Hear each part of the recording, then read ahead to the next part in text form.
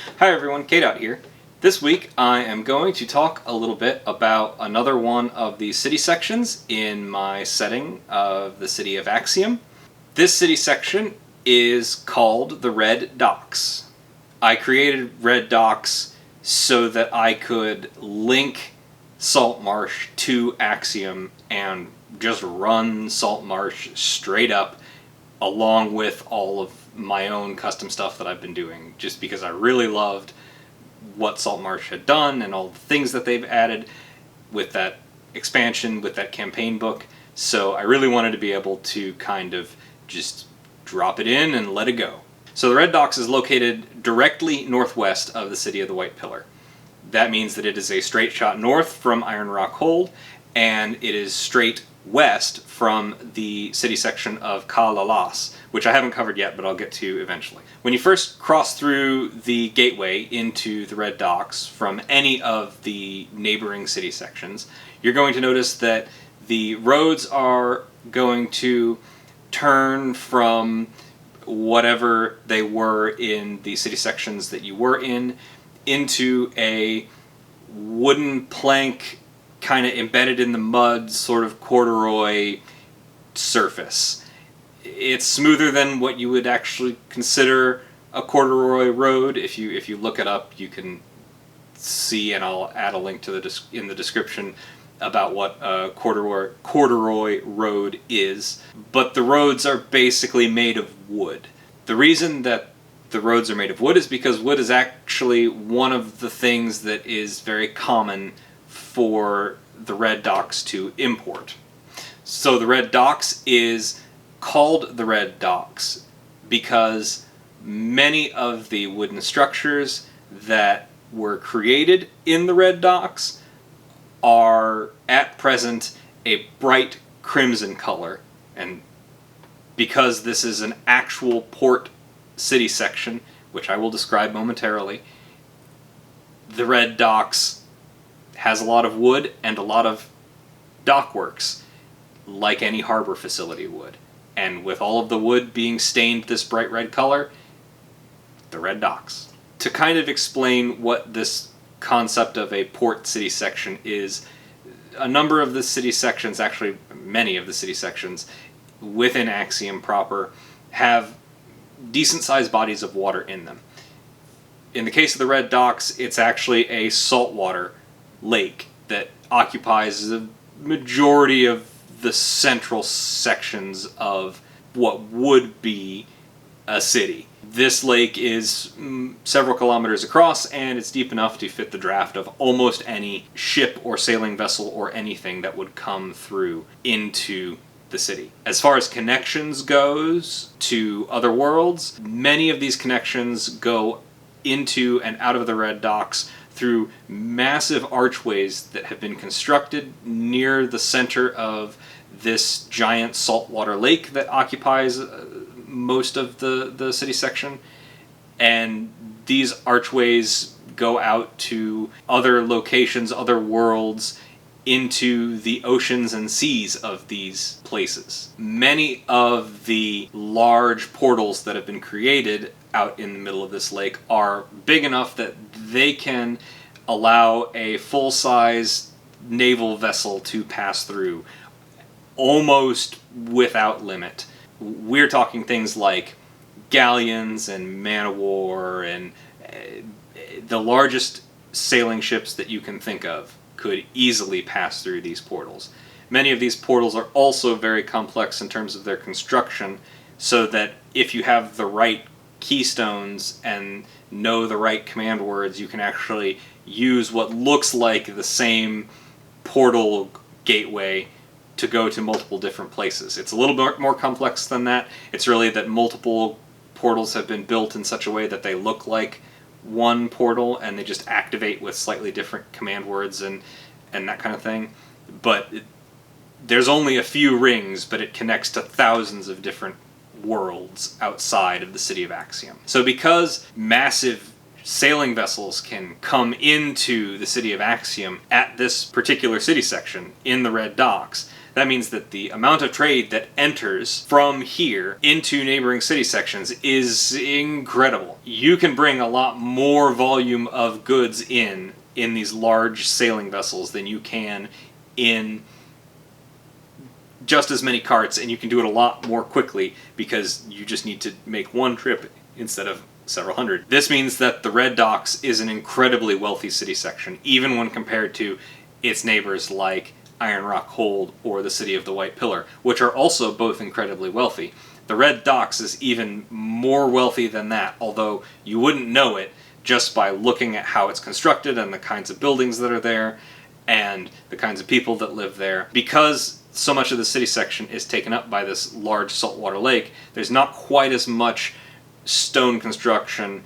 There's a lot more dock works and warehouses and the kinds of logistics facilities that you need in order to have this much trade that can come in and then handle it and ship it out elsewhere. Not many people actually live full-time in Red Docks.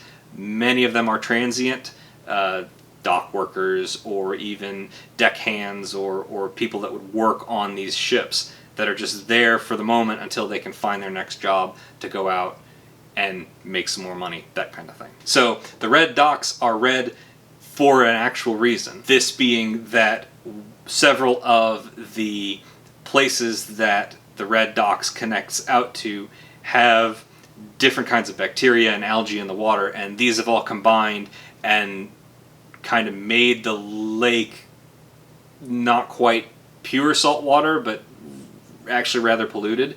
And this algae and bacterial growth that happens in this lake has grown into the wood and changed the color of all of the wood that the piers and the docks and all of the facilities are made out of. And so this bright red color is actually kind of almost like an infection that has happened in this part of the city section. It's also really easy to bring in more wood from other places, again, because transporting whole trees is something that a ship can do a lot more easily than a wagon or a cart can do.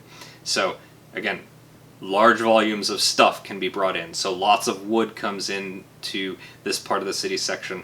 Lots of things like foodstuffs and perishable goods also come in here. Not so much luxury goods, because Axiom produces a lot more luxury goods than it brings in, but the things that would produce those luxury goods do come in prodigious volumes to be traded to all of the craftspeople and merchants guilds and all of that kind of stuff that exist in the city of Axiom around these sort of port city sections. The city section of Red Docks is controlled by a group of current and former sailing captains from all of the various worlds that connect to the Red Docks. They call themselves the Admiralty.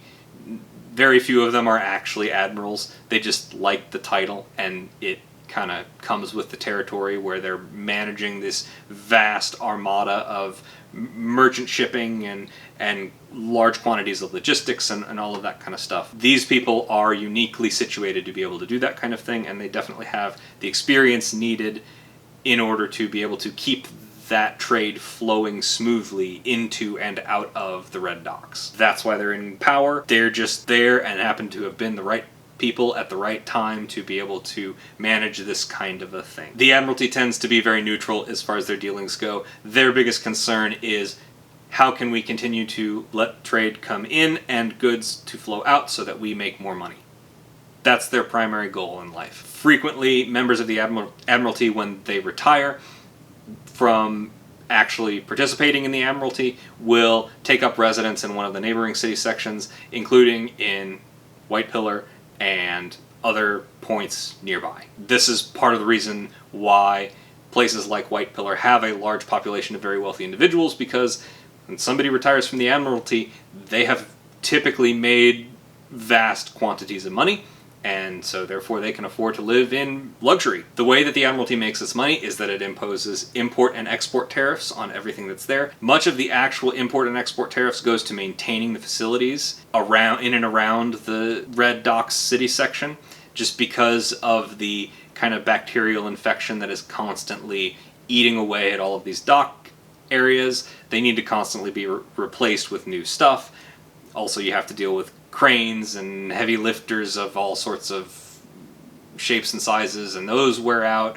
All of the things that are needed to keep logistics moving, it requires pretty constant maintenance, especially when you have as much flow through the area as somewhere like Red Docks does. So a lot of the money that's collected, a lot of the tariffs that are collected actually go to maintaining all of this stuff. That doesn't mean that the Admiralty doesn't make money. It just means that they don't make quite as much money as one would think, given how much business they do on any given day. The amount of money that they do make is enough to make anyone who is a member of them fabulously wealthy. Much more so than any normal ship captain would make if they were just a merchant or even a member of a military of a world somewhere, being a captain of a naval vessel or something like that.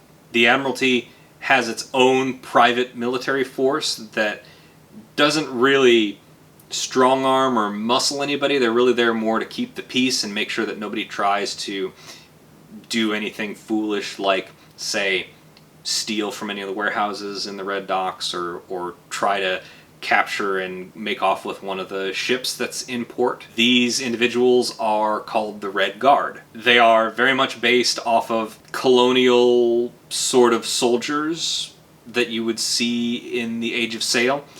British and Spanish soldiers. They're typically armed with sabers and muskets. Because the Red Docks is wealthy and has the means to, gunpowder is a thing here that is relatively common, so they can equip all of their normal soldiers with gunpowder weapons.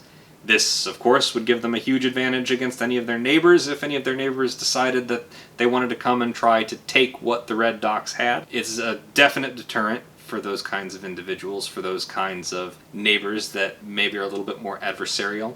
And it's one of the things that really does help to keep the peace, because when your best weapon is a pike and his best weapon is a black powder musket or a cannon, you can obviously figure out who's going to win pretty quick. The Red Guard tend to be dressed as per their name, in red.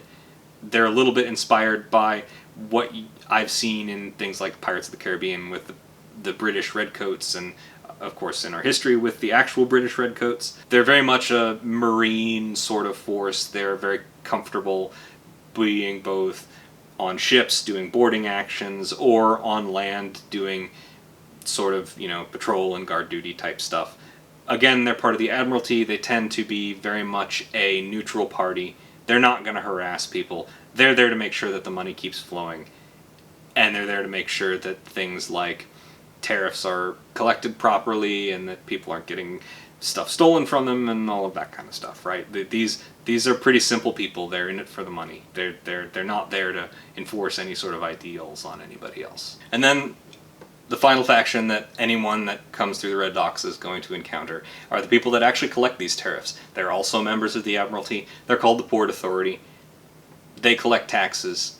Typically they work in concert with the Red Guard and actual members of the Admiralty to make sure that tariffs are enforced and collected properly. They're bean counters. They don't do much more than that. So aside from all of that stuff, you're going to have lots of the things that you would expect to see in a port district of any other city.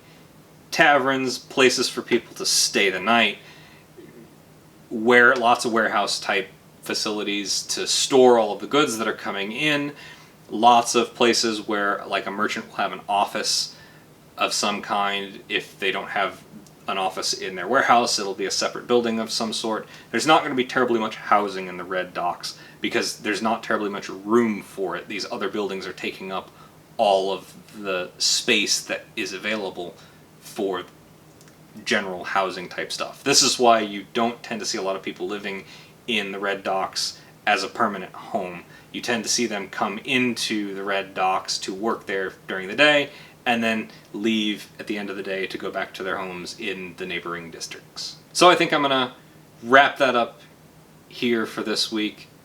As always, I hope that everybody has a wonderful week ahead of them. If you have the ability to, I hope that you get to go out, have some fun, play some games, do something cool, and try and remember, be excellent to everyone else out there. It'll make the world so much better for everybody. Thanks so much. Have a good week.